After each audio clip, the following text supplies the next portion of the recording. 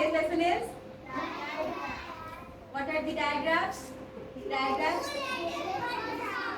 Two letters, one sound. Two letters, one sound.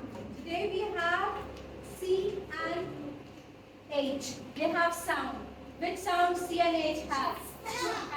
They have. When we combine and we write them together, we write ch. We write ch. We say it ch. Ch sound. Ch is, what is ch? Digraph. What is ch? Digraph. Di means two.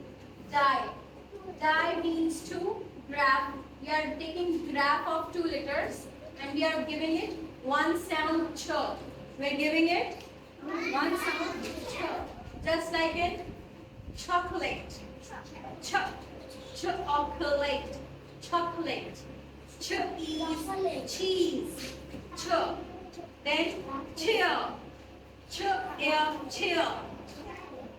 Next, children. Now, can you give